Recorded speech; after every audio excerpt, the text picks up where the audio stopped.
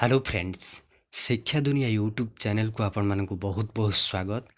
CHSE Odisha +2 बाकी थिबा exam केबे करा जिवो सेथि पई गोटे आज न्यूज़ पेपर रे बहुत बड़ खबर आसी चे आपण मानक पई। आमे जो कथा कहूथिलु मे फास्ट वीक रे युक्त 2 परीक्षा करा जिवो ताहार सत्यता जानंतु। शिक्षा दुनिया यूट्यूब चैनल आपण मानक केते सत्य इन्फॉर्मेशन प्रोवाइड करे देखंतु या आर्टिकल आज आसी ची उच्च शिक्षा विभाग पक्षरु समीक्षा बैठक लॉकडाउन सरिबा मात्रे घोषणा हेब परीक्षा तारीख। कोरोना जोगु राज्य रे समस्त शिक्षानुष्ठान जून 17 जाए बंद थिबा बेले परीक्षा गुडी को स्थगित रही। छात्र छात्री पाठपढ़ा परीक्षा भली विभिन्न प्रसंग को नहीं शनिवार उच्च शिक्षा विभाग जरूरी समीक्षा बैठक अनुष्ठित हो जाइछि।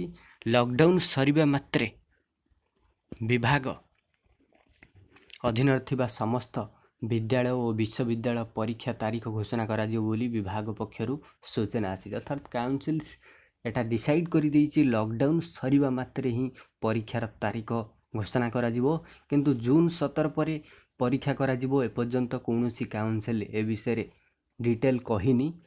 ओके, विभागीय मंत्री डॉक्टर अरुण कुमार साहू अध्यक्षतार बैठक अनुष्ठित होइतला। आसंता 20 तारीख ठारू विभाग ग्रुप ए कैटेगोरी समस्त कर्मचारी कार्यालय रे आसिबे। सेही बळी सी और डी कैटेगोरी 50% कर्मचारी 50% कर्मचारी कार्यालय आसिबे। विभाग पक्षरु समस्त शिक्षानुष्ठान सह विचार विमर्श करा जिवो।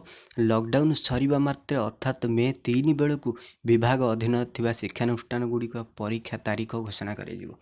मे 3 परे ही आपण मानकर युक्त 2 परीक्षार तारीख यथा संभव घोषणा करा जिवो एवं से मे फास्ट वीक सुधा प्रोग्राम आसीबो। आपण मानकु ए 100% श्योर इन्फॉर्मेशन दउछु।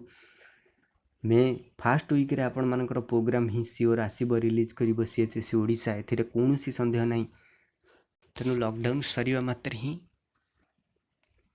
परीक्षा तारीख घोषणा करा जिवो। तेणु ये थिला आपण मानक पई बहुत हेल्पफुल इन्फॉर्मेशन। वीडियो टी को बहु मात्रा रे शेयर करंतु, समस्त पाखरे जे भली इन्फॉर्मेशन पहुंच परिबो। एवं चैनल को जदी फर्स्ट टाइम विजिट करथिबे निहाती बे सब्सक्राइब करी बेल आइकन प्रेस करबा को भूलिबेनी लेटेस्ट एजुकेशनल इन्फॉर्मेशन पाइबा।